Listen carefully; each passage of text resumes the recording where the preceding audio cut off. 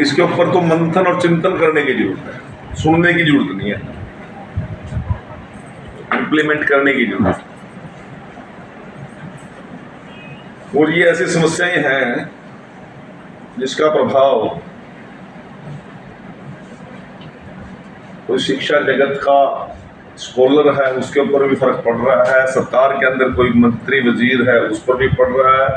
यदि समाज के अंदर कोई समाजी कार्यकर्ता है उस पर भी पड़ रहा है, ग्रामीण प्रवेश में अपना लालन पालन मजदूरी से मेहनत से कृषि के दम पर जो कर रहा है उस पर भी पड़ रहा है, और रिक्शा चालक भी है उसके ऊपर भी इसका प्रभाव पड़ रहा है। कोई अपने आप को ये नहीं सोच सकता कि मैं तो मंत्री होगा, मैं इस लेवल से बाहर चला गया और वो मारे तो ज्यादा बुरा काम हो रहा है, चोर की माँ पोठी में मुंह देवर रो इसने बता जो की समस्या सभी के साथ है।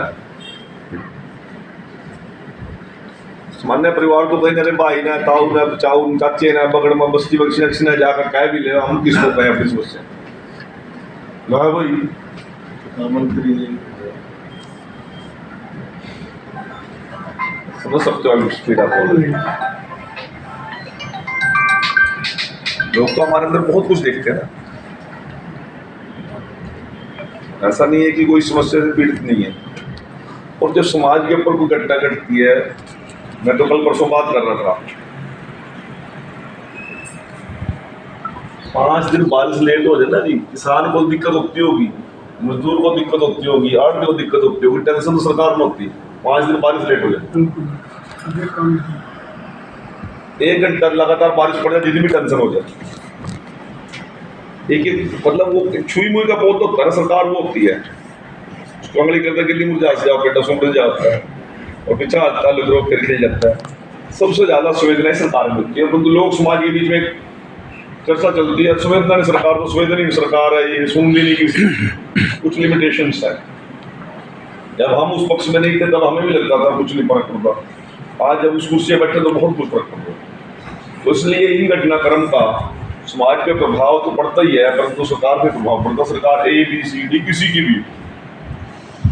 आज इस कुर्सी पे हम बैठे हैं, कल कोई और बैठेगा, कल कोई और बैठेगा।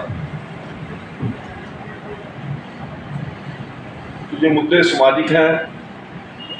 और समाज स्वस्थ समाज जब रहता है, जब सभी का तरक्की उन्नति की बात हो, विकास की बात हो, समाज में मान्यताएं बनी रही। हम आर्थिक तौर पे तो बड़े हो सकते हैं, साधन संपन्न ज्यादा हो गए होंगे, गाड़ी घोड़े फैक्ट्रियां बड़ी ज्यादा हो गई होंगी, उपजाऊ जमीन के इससे ज्यादा हो गए, हमारे पास व्यवस्थाएं बड़ी हो गई होंगी, विदेशों में भी लीक हो गई होंगी, शहरों में भी बंगले हो गए होंगे, परंतु यदि समाज स्वस्थ नहीं है तो फिर उसमें उन बंगलों में उन सारी चीजों के अंदर बीमारी लोग रह रहे हैं, मानसिक तौर पर, शारीरिक तौर पर, चाहे आत्मिक तौर पर। सारे रिपोर्टिंग कर रहा हूँ लेकिन बारी में